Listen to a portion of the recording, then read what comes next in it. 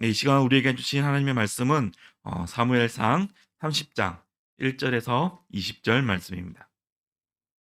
구약성경 사무엘상 30장 1절에서 20절 말씀입니다. 제가 가지고 있는 성경으로는 459페이지에 있는데요. 사무엘상 30장 1절에서 20절 말씀입니다.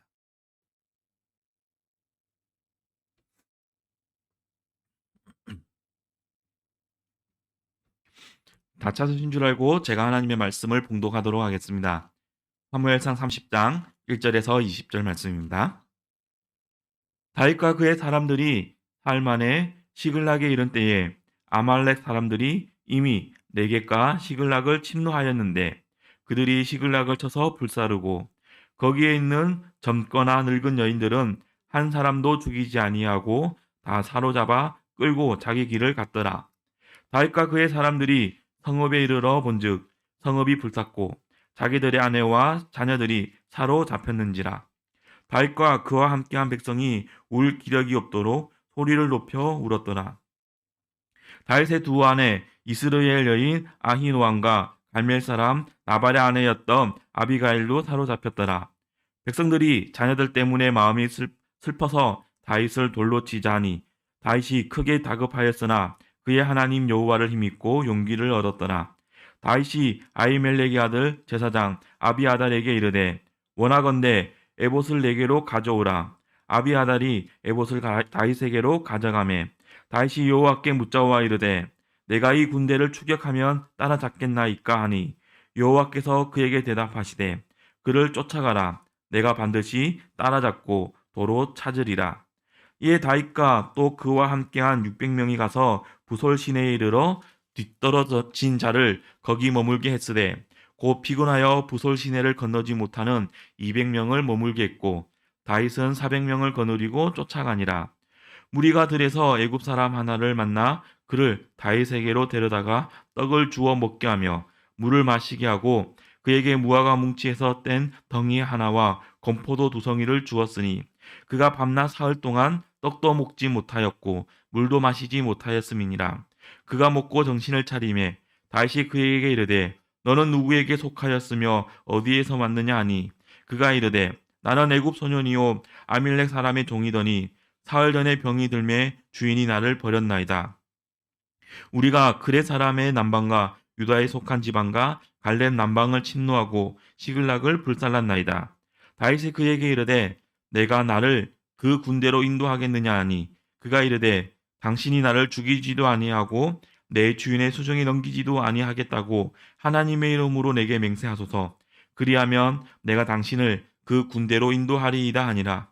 그가 다윗을 인도하여 내려가니 그들이 온 땅에 편만하여 블레셋 사람들의 땅과 유다 땅에서 크게 약탈하였으므로 말미암아 먹고 마시며 춤추는지라. 다시 새벽부터 이튿날 저물 때까지 그들을 치매 낙타를 타고 도망한 소년 400명 외에는 피한 사람이 없었더라.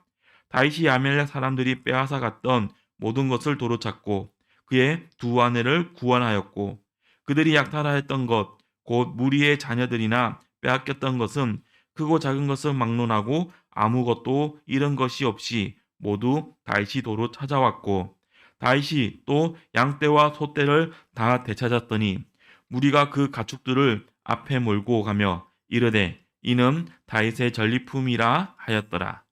아멘. 네, 이 시간에는 하나님을 기억하고 용기를 얻었더라 라는 제목으로 유별 담임 목사님께서 말씀 전해 주시겠습니다.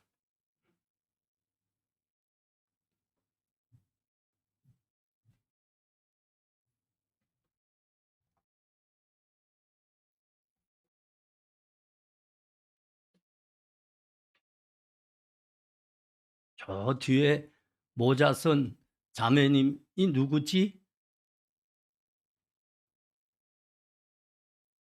누구? 다 해? 네, 반가워요. 오랜만에 봐.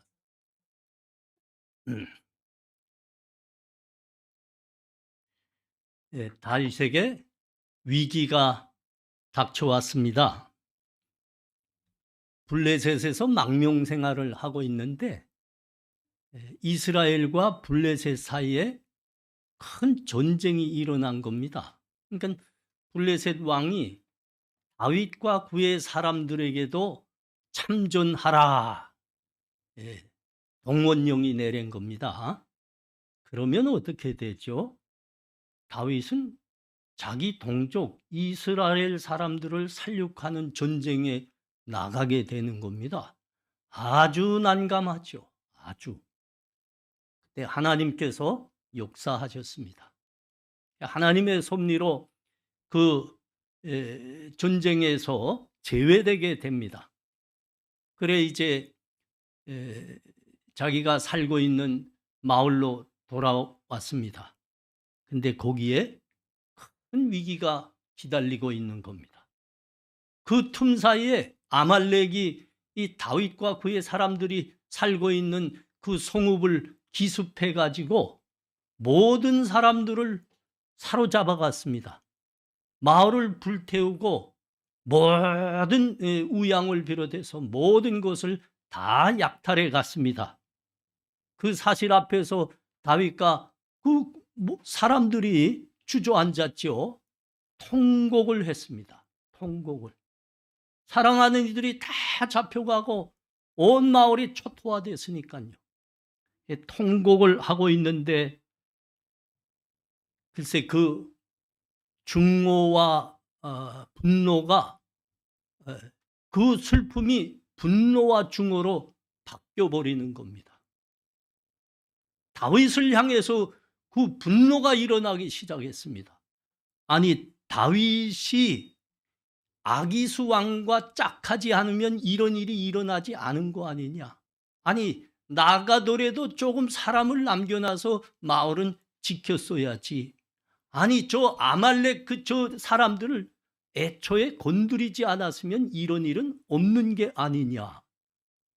자기 사랑하는 사람들 다 빼앗긴 그 슬픔이 다윗을 향해서 분노로 중노로 변해버렸다고요. 그 분노와 중노가 얼마나 큰지 다윗을 죽이겠다고 돌을 들고 모든 군사들이 달려드는 겁니다. 정말 최고의 위기죠. 다윗의 삶에 이만한 위기는 없습니다. 여러분, 그 외부에서 어려움이 오면 힘을 다하고 애쓰면 극복할 수 있습니다.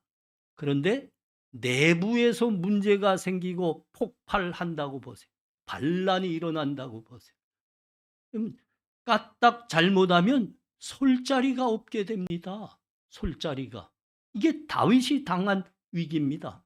그래서 동서고금에 정치하는 사람들 내부에 어려움이 있을 때는 어떻게 한다고요?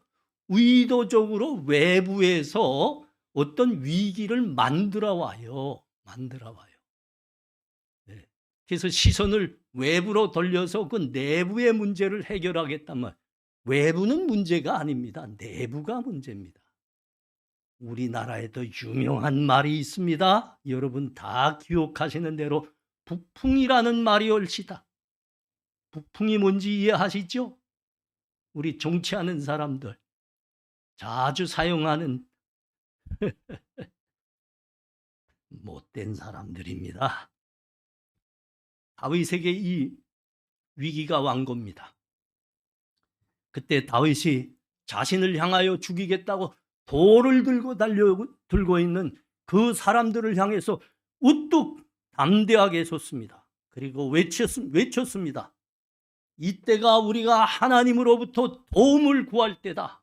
하나님께서 우리를 도와주시리라. 구원하시리라. 7절과 8절 보세요. 다윗이 아히멜렉의 아들 제사장 아비아달에게 이르되 원하건대 에봇을 내게로 가져오라. 아비아달이 에봇을 다윗에게로 가져가매 다윗이 여호와께 묻자와 이르되 내가 이 군대를 추격하면 따라잡겠나이까 하니 여호와께서 그에게 대답하시되 그를 쫓아가라. 내가 반드시 따라잡고 도로 찾으리라. 이 다윗의 사람들 중에는 아비아달이라는 제사장이 있었습니다. 이 제사장은 사울의 만행으로 그 이스라엘의 제사장 수십 명이 한 번에 다 살육당한 거 아닙니까? 그때 유일하게 살아남은 제사장입니다. 그가 다윗에게로 온 거죠. 다윗에게로. 근데 그때 올 때 그냥 온 게 아니고 대제사장의 에봇을 가지고 왔습니다. 에봇을 가지고. 이게 굉장히 중요한 의미가 있는 거예요. 그러니까 사울의 만행으로 지금 하나님의 손밀이라는 이스라엘에는 제사장과 성막 제도가 후지부지 돼 있었던 겁니다. 근데 유일하게 다윗에게만 제사장이 있었고 대제사장의 에봇이 있는 겁니다. 여러분 그 에봇에 뭐가 특별한 게 있는가 아시죠? 우림과 둠밈입니다. 이건 하나님의 뜻을 물을 때 하나님의 계시를 구할 때 이스라엘 사람들이 사용하도록 돼 있는 그 성물 아닙니까? 이게 다윗에게 있는 거예요. 절체절명의 순간이 있죠. 다윗은 절망하여 비실거리지 않았습니다. 담대히 섰다니까요. 그리고 외친 말입니다. 아비아달 제사장이여 그 에봇을 가지고 이리로 오시오. 우리 하나님의 뜻을 물읍시다. 하나님의 도움을 구합시다. 너희는 잠잠하여 하나님께서 너희를 위하여 베푸시는 구원을 보라 하고 외친 겁니다. 여러분 이 말을 우리가 언제 들었죠? 그렇습니다. 이스라엘 사람들이 저 애굽에서 나올 때 애굽 군대가 그들을 홍해로 몰아붙였죠. 다시 잡아가려고. 그 무시무시한 군대를 보면서 이 이스라엘 사람들이 아우성을 쳤습니다. 우리가 이제 죽게 됐다. 아우성을 쳤습니다. 그때 하나님의 사람 모세가 그들을 아우성치고 있는 이스라엘을 향해서 외친 말입니다. 너희는 두려워하지 말고 가만히 있어서 오늘 하나님께서 너희를 위하여 행하시는 구원을 보라. 너희가 본 애굽 사람들을 너희가 영원히 다시 보지 아니하리니 여호와께서 너희를 위하여 싸우시리라. 너희는 잠잠하라. 다윗과 똑같이 외친 겁니다. 다윗이 모세와 똑같이 외친 거죠. 하나님께서 너희를 도우시리라. 하나님의 구원을 보라. 다음이 중요합니다. 다음이. 그렇게 다윗이 우뚝 서서 하나님께 간구하는데 하나님께서 참으로 그 간구에 응답하셨더랍니다. 응답하셨다는 겁니다. 하나님이 뭐라 그랬다고요? 너는 담대해서 그를 쫓아가라. 반드시 따라잡으리니 네가 모두 도로 찾으리라. 하나님의 응답입니다. 하나님의 응답대로 그들이 이제 승리하게 되고 모든 것을 다 되찾아왔다. 그 다음에 사건들을 오늘 본문이 자세하게 기록하고 있는데 이 본문을 보면 마치 소설을 보는 것 같습니다. 어떻게 참 하나님께서 말씀하신 대로 일들이 그렇게 순족하게 풀려나가는지 소설 같다니까요. 그 다음 어떻게 됐죠? 문제는 이들을 아말렉을 따라가라 그랬는데 여기는 광야입니다. 광야. 광야에는 길이 분명치 않습니다. 사방이 뻥 뚫려 있는 게 이게 어디가 온지 이게 사방 분별이 안 된다니까요. 아말렉이 도대체 저들을 따라가야 되겠는데 어느 길로 어느 방향으로 갔을까? 길이 뭐 없는 거죠. 그때 그 아말렉의 한 주인에게서 버림당한 애굽의 종을 만나게 됐죠. 그가 다윗과 그의 사람들에게 아말렉이 간 길을 자세히 인도하게 됩니다. 그의 인도 따라서 따라가니까 글쎄 이 아말렉 온 군사들이 그 약탈한 수많은 그 전리품들을 쌓아놓고 도취해 가지고 술에 취해서 춤을 추고 있는 겁니다. 그러니까 완전히 무방비 상태입니다. 완전한 방심 상태입니다. 여러분, 군사들이 술에 취해서 무방비 상태고 방심 상태면 그때부터는 이미 군사가 아닙니다. 그때부터는 어떻게 하면 된다고요? 3대 배도 그냥 베버리면 되는 거예요. 그냥. 예. 다윗과 그의 군사들이 아말렉을 그렇게 무찔러온 겁니다. 3대 배도 그냥 싹 그냥 진멸시킨 겁니다. 모든 걸 도로 찾았습니다. 가장 귀한 게 뭐라고요? 그 사로잡혀 갔던 사랑하는 처자들을 한 사람도 상한 사람이 없이 그대로 찾아온 겁니다. 그대로 찾아온. 다윗에게 분노가 치밀어 오르고 중노가 치밀어 오라서 죽이겠다고 돌을 들고 달려들었던 그 사람들이 이제야 다윗 앞에 모두 다시와 무릎을 꿇은 겁니다. 우리의 무례함을 용서하시옵소서. 우리를 버리지 마시옵소서. 이제야 알았나이다. 다윗은 우리의 영원한 대장입니다. 우리는 영원히 당신과 생을 함께 하겠습니다. 네, 조나위복입니다. 조나위복. 그 어느 때보다도 다윗과 그의 군사들의 유대가 강화된 겁니다. 다윗의 권위는 철통같이 된 겁니다. 근데 진정한 조나위복이 뭡니까? 우리가 이제 이 말씀을 쭉 다시 연결해서 보다 나면 진정한 조나위복은 여기에 있는 게 아닙니다. 진정한 조나위복은 다윗이 그때부터 하나님의 기름 부음을 받은 이스라엘의 왕으로 인정받기 시작했다는 겁니다.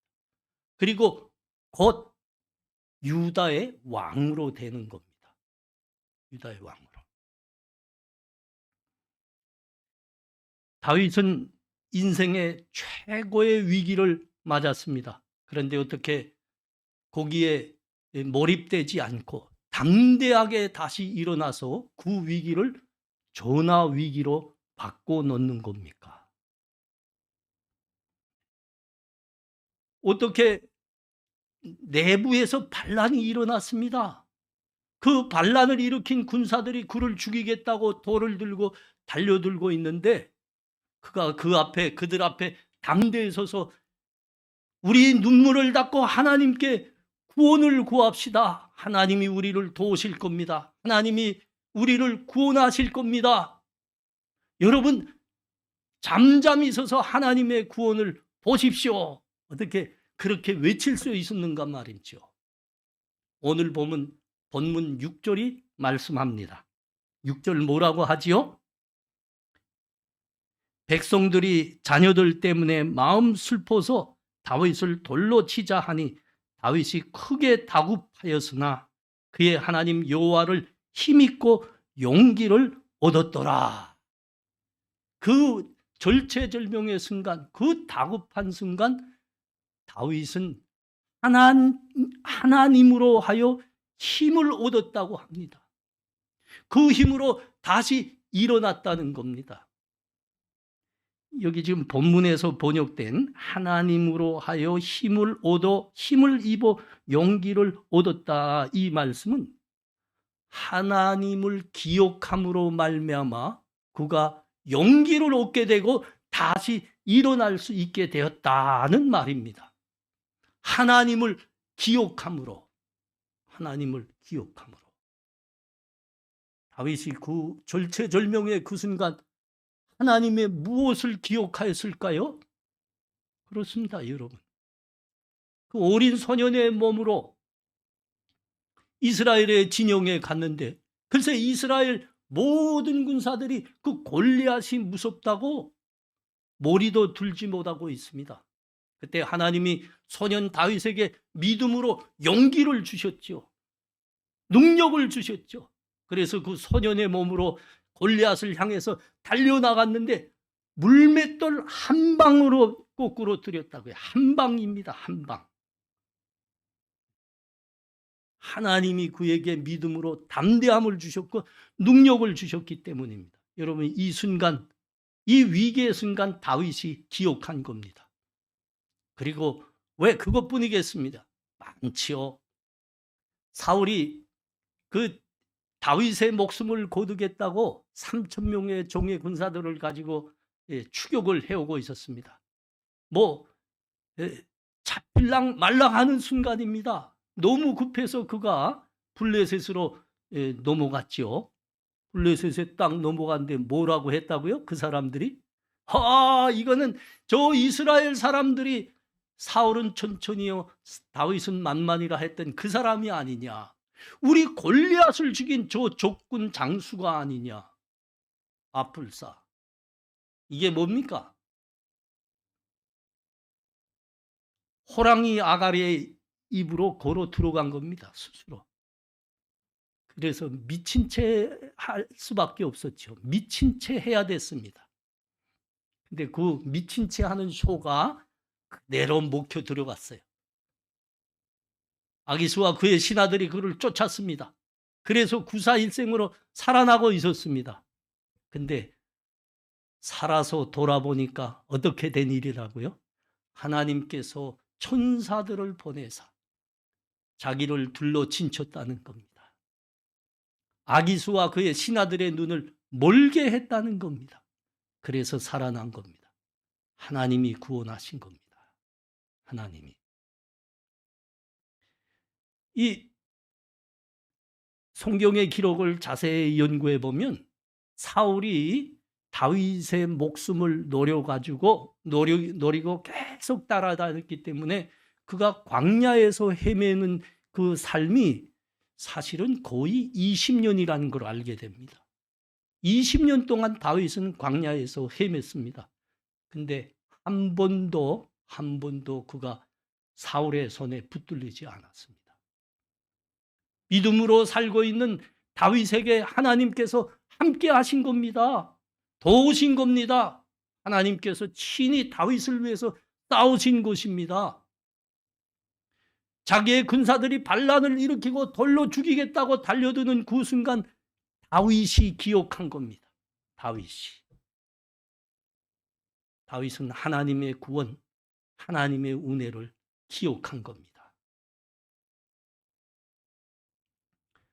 사무엘서의 특징은 믿음의 사람 다윗과 불신의 사람 사울을 비교해서 기록하고 있다는 겁니다. 이게 사무엘서의 특징입니다. 어떤 사건이 하나 벌어지면 이 경우 불신의 사람 사울은 어떻게 생각하고 어떻게 행하였는가? 반대로 믿음의 사람 다윗은 이 경우에 어떻게 생각하고 어떻게 행하였는가? 이걸 비교적으로 기록하고 있습니다. 이 사건에서도 비교하고 기록하고 있습니다. 지금 다윗이 성읍이 모두 불타고 사랑하는 처자가 다 끌려가고 내부적으로 반란은 일어나고, 그러나 그가 하나님께 의지했습니다. 하나님을 기억했습니다. 그래서 모두 되찾아왔습니다. 그들을 기습하였던 아말렉은 진멸을 당했습니다. 이 사건이 다윗에게 이런 승리와 은혜가 있는 이때 사울은 무엇을 하고 있었을까요? 28장인가부터죠. 28장인가. 사울에게도 그때 다윗과 똑같이 인생 최대 위기가 왔습니다. 사울은 왕입니다. 그런데 적국인 블레셋이 역사상 가장 큰 규모의 전쟁을 이스라엘을 향해서 걸어왔습니다. 왕으로서 사울로서는 최대 위기를 맞은 겁니다. 근데 그때 사울이 생각하고 사울이 행한 게 무엇이라 그럽니까? 그때 그가 생각한 나라의 위기를 위해서, 자기의 인생의 위기에 벗어나기 위해서 그가 생각해낸 것은 신접한 여인입니다. 무당입니다. 그때 이게 지금 이 기록은 손우차로 지면에서 동시에 기록할 수 없으니까 사울 걸 먼저 기록하고 다음 게 다윗 것을 기록하는데 이 사건은 지금 같은 시간에 일어나는 겁니다. 여러분. 같은 시간에. 그 시간 사울이 도움을 받겠다고 찾아간 거는 무당, 신접한 여인, 귀신.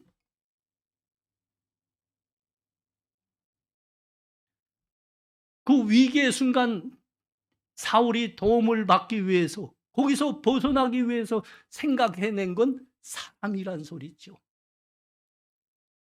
그것도 무당이란 소리죠.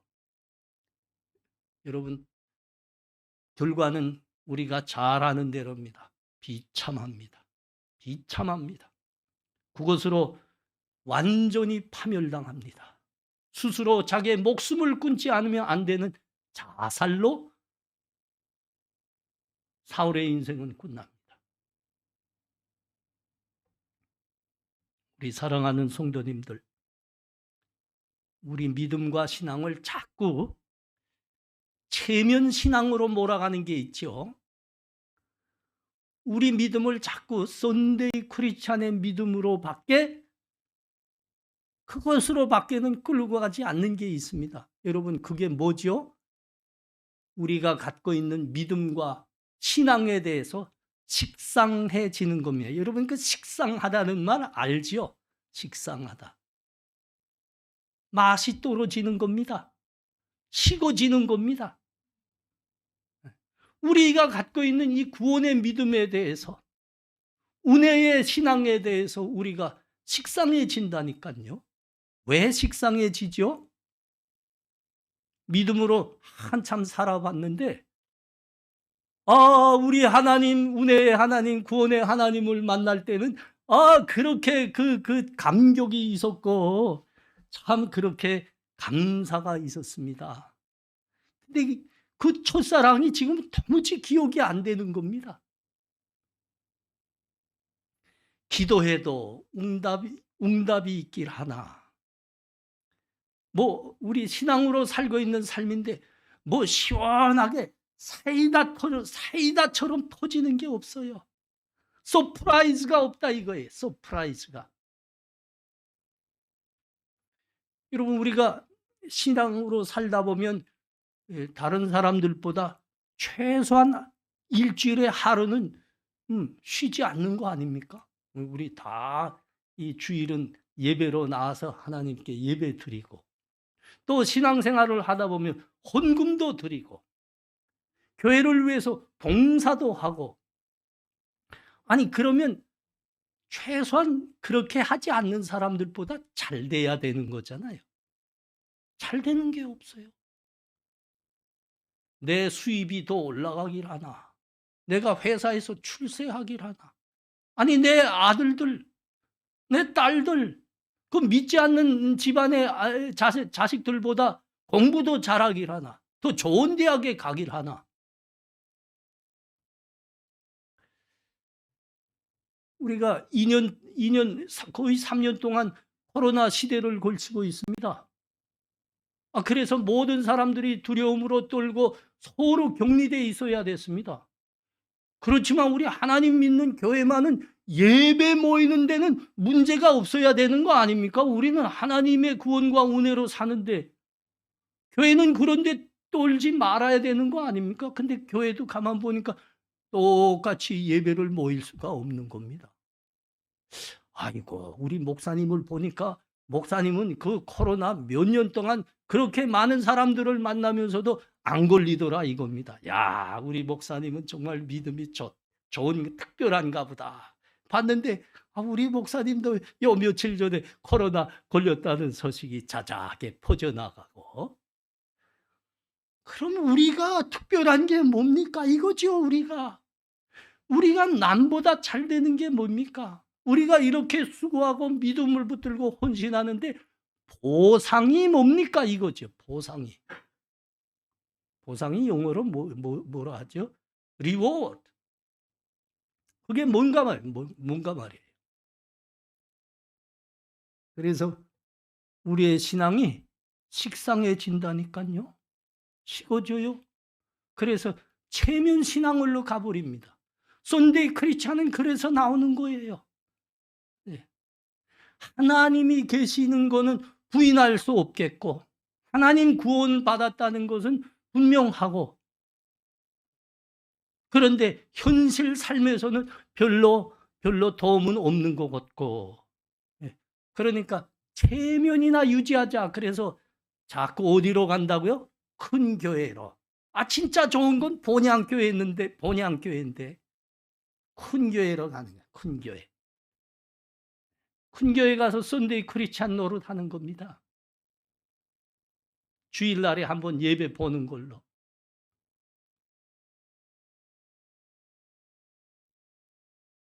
인생의 어려운 때에, 위기의 때에 무엇을 기억하고 어떻게 행하는가. 여러분, 이것은 진실한 믿음을 판가름하는 시금석과 같은 겁니다. 시금석. 베드로는 우리 주님 앞에서 당당하게 고백했습니다. 주는 그리스도시요 하나님, 살아계신 하나님의 아들이십니다. 그 멋진 고백을 한 베드로가 그 다음에 어떻게 됐다고요? 우리 주님 고난의 현장에서 주님을 3번씩이나 부인했습니다. 3번씩이나. 그리고 무엇을 했다 합니까? 그 후에 무엇을 했다고 합니까? 나와 통곡했다 합니다. 통곡했다 합니다.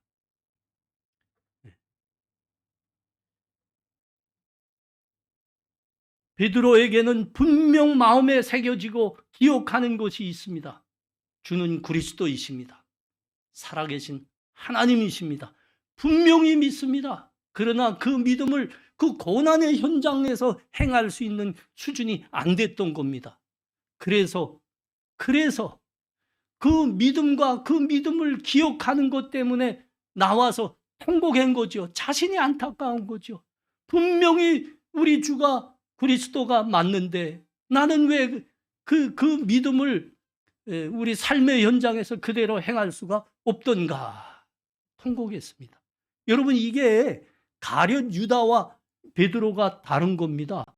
여러분, 가룟 유다는 예수님 팔아먹었습니다. 그런데 좀 이따 생각해 보니까 그게 큰 죄라는 게 알게 됐습니다. 씻을 수 없다는 게 알게 됐습니다. 그것 때문에 그는 스스로 목숨을 끊었습니다. 스스로 목숨을 끊었다. 여러분, 그 인생의 그 막바지에 들어가서 그 가룟 유다가 생각하고 기억하는 건 하나입니다. 하나. 내 이 큰 죄는 씻을 수 없는 거니라. 이것밖에 안 됩니다. 이것밖에 안 됩니다. 여러분, 인생 그 어려운 환경에, 위기의 환경에 거기까지 생각하면 여러분, 인생은 절망입니다.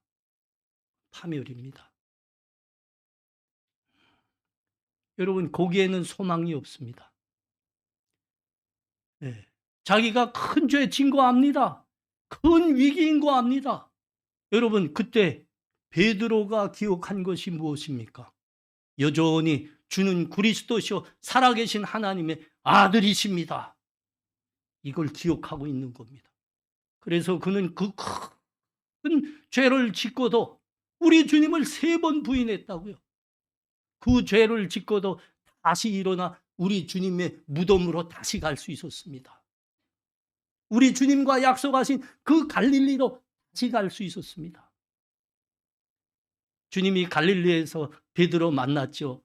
베드로 볼 때 주님의 마음이 어떠하셨을까? 이 자식 나 3번씩이나 부인했지. 여러분, 3번이란 건 완전히 부인했다는 소리죠. 3번씩이나. 근데 주님 그 말씀 안 하셨어요. 베드로야, 나도 너를 사랑한다. 내 양을 먹이라. 내 양을 치라. 이게 뭡니까? 내 이름이 이제부터는 시몬이 아니고 베드로라. 내가 이 믿음 위에 내 교회를 세우리라. 베드로와 약속하셨잖아요. 그 약속 그때 이루어 주시는 겁니다.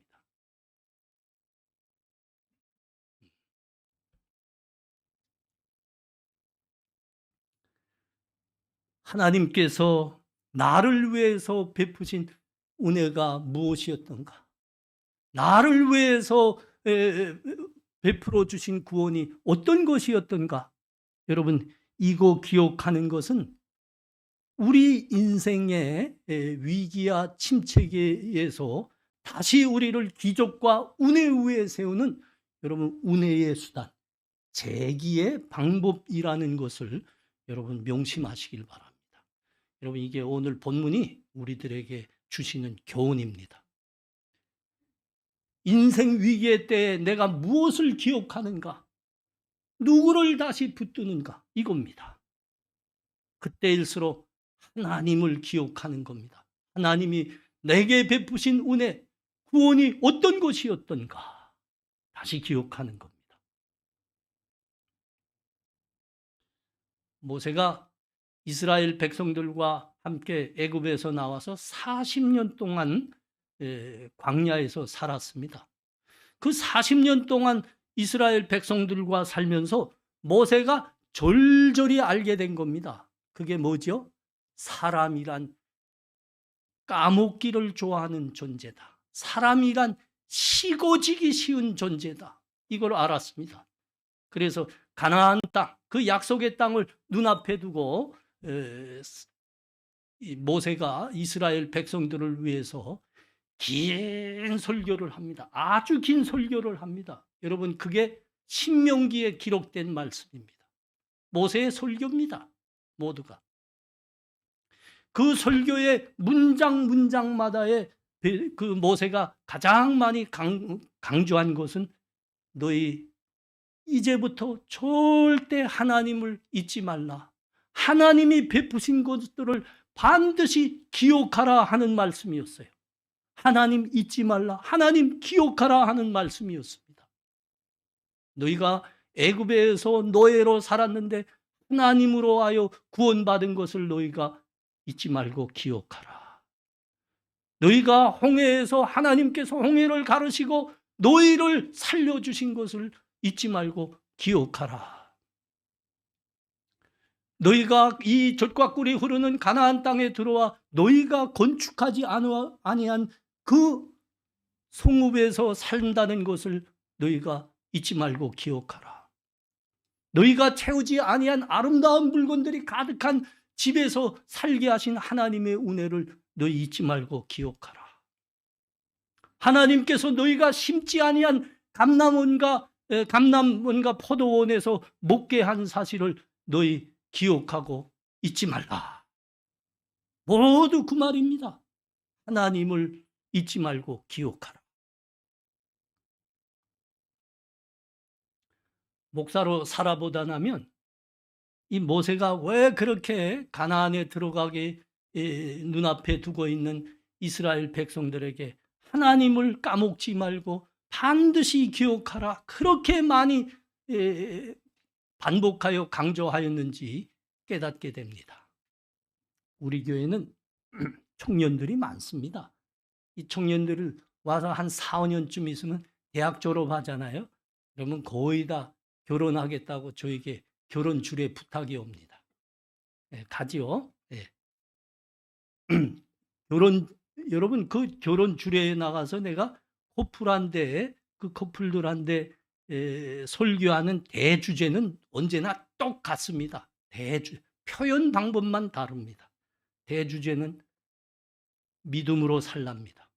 너희 결혼하고 이제 생을 다할 때까지 믿음으로 살라. 너희가 지금 간직한 사랑, 가정의 복은 믿음으로 밖에는 지킬 수 없다. 믿음으로 살라. 이게 설교의 대주제입니다. 여러분 그 설교 이렇게 그 커플들이 일생에 한 번밖에 없는 들을 위해서 제가 주례 설교를 하는데 허술하게 절대 준비하지 않습니다. 며칠을 기도하면서 말씀을 놓고 아주 진실하게 준비합니다. 나가서 그 설교하는 거죠. 그 설교하는 거죠. 근데 그 커플들은 일생에 그거 한 번밖에 들어볼 수 없는 설교입니다. 근데 여러분 내가 가만 보니까 그 제가 결혼 주례 설교에서 결혼한 커플들 그 설교에서 그 가정에게 주신 말씀 기억하는 커플은 거의 없습니다. 거의 없습니다. 주례의 자리에 서서 그 커플들 눈 한번 보신 적이 있습니까? 주례자의 자리에 서서. 저는 이제 그대로 마주보고 하지요. 아이고야. 그들의 눈동자 보면 압니다. 그들의 눈동자. 이 얘들의 마음이 어디가 있나. 오직 신랑의 마음에는 이 신부밖에 없습니다. 이 신부의 마음에는 이 신랑밖에 없습니다. 둘이가 손 딱 잡고 있잖아요. 여러분 그 순간 가서 손 싹 떼보고 손바닥 이렇게 만져본 사람들은 놀랄 겁니다. 물론 여러분이 먼저 다 경험해 본 겁니다. 아주 그 손에 땀이 질퍽 같다니까요. 전기가 하도 통해서. 그 순간 설교 말씀 그건 없습니다. 오직 내 신부 내 신랑. 여러분 근데 그 죽자 살자 했던 그 사랑 얼마나 오래 갈까요? 요게 문제라니까. 얼마나 오래 갈까요? 만일 1년 연애하고 결혼하는 커플은 2년쯤 유지합니다. 네. 제가 이전 전문가 됐죠. 2년 연애하고 결혼한 커플은 1년쯤 갑니다. 그 이상 연애하고 결혼한 커플은 그건 연은 세지 마십시오. 그냥 허니문 갔다가 거기에서 그냥 다 끝납니다. 우리 커플들 중에 어떤 친구들 저 유럽까지 폼 잡고 허니문 갔다 아닙니까? 근데 그 간 첫날 택시 타고 어느 쫙 외진 길로 지나가다가 그 안에서 싸우고 그 신부는 택시 밖으로 내쫓고 가면 한 수백 메다 최소한 가다가 세워서 다시 돌아와서 태우고 가는 게 그게 상식이거든요. 돌아 안 왔답니다. 돌아 안 왔대요.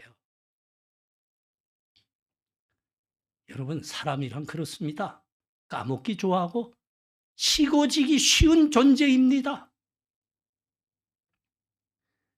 저의 신앙과 저의 믿음도 자꾸 식상하게 만드는 게 있습니다. 여러분 제가 오늘 참 고백하고 싶습니다. 저도 여러분과 별로 안 달라요.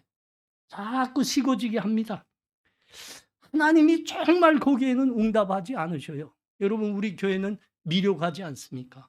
그러나 사명은 그 어떤 교회보다도 참 값지고 귀한 겁니다. 그래서 하나님 우리 교회에 귀한 그 사명을 주셨는데 이 사명 잘 감당하게 하나님 우리 교회 부흥시켜 주시옵소서. 나 그 기도 지금 11년 넘게 합니다. 네, 하나님이 그 기도만은 안 들어줘요. 안 들어주십니다. 최소한 여러분 우리 집사님들 다 알아요. 최소한 진실한 믿음의 가정 10가정만 있으면 정말 이거 걱정하지 않고 이 사명 감당하겠어요. 이제는 몇 분 남은 그분들이 이제 헌신하다가 세월이 가서 육신까지 다 노쇠해져서 제가 더 봉사해 주십시오 말하기도 어렵습니다. 어떻게 하나님이 그 기도에만 응답하지 아니하실까? 솔직히 언제부턴가는 은퇴 생각을 이따금씩 하게 됐습니다. 하나님 나도 힘들어서 그만하고 싶습니다. 내 나이는 언제면 은퇴하겠나요? 아니 우리 그 수많은 청년들에게 그렇게 많이 베풀고 애정과 사랑을 다해서 키웠는데 우리 청년들이 그 믿음의 계대를 이어가야 되는 거 아닙니까? 교회에서 집사님들도 되고. 근데 다 없더라고요. 그냥 딱 대학 졸업하면 그냥 기록이 날아가듯 다 날아가고 다 날아갔습니다. 정말 맥이 빠집니다. 예. 이 가끔씩 만날 때 있습니다. 그 결혼하는 자리에들 많이 찾아오더라고요. 내가 주례자로 주로 나가니까 나 만나게 되죠. 내가 묻지 않았습니다. 그런데 목사님 나 우리 집 옆에 있는 교회 다녀요. 그러더라고요. 누가 그거 물었나요? 여러분 이쯤 살아보면 눈치란 게 생기는 겁니다. 이거 목구태에서 미안해서 하는 말인지 정말 교회 다니면서 하는 말인지 아이고, 눈치 뻔한 거예요. 그래서 자꾸 식어져서 말이죠. 여러분, 뭔가 기도의 응답도 받고 뭔가 하는 일이 자꾸 잘 돼야 사기도 나는 거 아닙니까? 근데 11년 동안 하나님이 응답하지 않으셔요. 그래서 나 기도원 가곤 합니다. 기도원. 만만한 기도원 아닙니다. 그 기도원, 그 심산 속에 있는 기도원인데 거기 가서도 저기 예배당에 있지 않습니다. 예. 담요 싸들고 일주일 동안 산꼭대기에 올라가 내려오지 않고 있습니다. 하나님, 나 믿음 지키게 해주세요. 내 기도에 응답해 주세요. 일주일 동안 금식하며 기도하는데 대체로 하나님이 금요일쯤 되면 한 말씀 딱 하셔요. 한 말씀 딱. 만일 하나님이 우리를 위하시면 누가 우리를 대적하시오? 자기 아들을 아끼지 아니하시고 우리 모든 사람을 위하여 내어주시니가 어찌 그 아들과 함께 우리에게 모든 것을 주시지 아니하겠느냐. 그 로마서 8장 31절 32절 말씀을 그렇게 매번 주십니다. 이게 지금 하나님이 무슨 말씀하고 싶은 겁니까? 예. 내가 너를 위해서 어떤 은혜를 베풀었는지, 어떤 구원을 내가 받았는지 너 그건 기억하고 있냐? 이거 묻는 겁니다. 여러분, 하나님은 나를 위해서 하나밖에 없으신 독생자 예수 그리스도를 십자가에 내놓으셨습니다. 내가 받은 사랑이요, 내가 받은 구원입니다. 정말 그때는 정신이 번쩍 듭니다. 하나님, 그러하옵니다. 아멘입니다. 그때는 산 내려갈 힘이 생겨요. 여러분, 제가 11년 동안 이 어려운 중에서 도저히 소망이 보이지 않는 중에서 그래도 용기를 내서 힘을 잃지 않고 여기까지 달려온 거는 하나님의 그 말씀 때문입니다. 예, 넌 내가 너에게 무슨 사랑과 구원을 베풀었는지 혹시 기억은 하고 있느냐? 여러분, 이 말씀입니다. 우리 사랑하는 성도님들, 진정한 신앙이란 무엇입니까? 십자가의 신앙입니다. 십자가의 신앙. 응답이 없고 보상이 없고 잘 되는 것이 없고 거기에 몸에 병까지 들었습니다. 그러나 불평하지 않는 겁니다. 하나님이 없다 하지 않는 겁니다. 변함없이 믿음의 길을 가는 겁니다. 십자가의 길입니다. 우리 주님 가신 길입니다. 여기에 여러분, 기독교 신앙의 본질이 있죠. 십자가 신앙. 우리 사랑하는 성도님들, 우리 인생에는 위기가 있고 어려움이 있습니다. 그때마다 기억하시기 바랍니다. 다시 기억하셔야 됩니다. 하나님이 나에게 무슨 사랑과 은혜로 나를 구원하셨는가 기억하십시오. 하나님에 대한 그 기억 속에서 하나님이 우리에게 다시 힘을 주실 겁니다. 그 힘으로 우리의 어려움을 다시 복으로 바꿔 주실 겁니다. 기도합니다. 여러분, 이 시간 함께 우리 기도하실 때 한 가지 기도하시기 바랍니다. 하나님, 우리 인생이 만만치 않습니다. 그러나 믿음으로 넉넉히 이겨낼 줄 믿습니다. 하나님, 그 어려움 중에 늘 하나님을 기억하게 하시옵소서. 나에게 독생자 예수마저 내놓으신 하나님의 구원이었습니다. 하나님 기억하고 다시 힘내게 하여 주시옵소서. 우리 다 함께 기도합니다. 하나님, 은혜를 감사합니다. 우리 인생이 만만치 않음을 현실에서 봅니다. 어려움, 내 육신의 병도 들 때도 있습니다. 하나님, 정말 주저앉고 싶습니다. 그러나 오늘 하나님이 다시 말씀합니다. 그때마다 너희에게 독생자까지 내놓으시며 너희를 구원하신 하나님을 기억하라. 하나님에 대한 그 기억이 너희를 다시 어려움에서 일으켜 세우리라. 하나님께서 다시 조나 위복으로 인도하시리라. 하나님만 기억하는 우리 되게 하시옵소서. 예수님 이름으로 기도합니다. 아멘.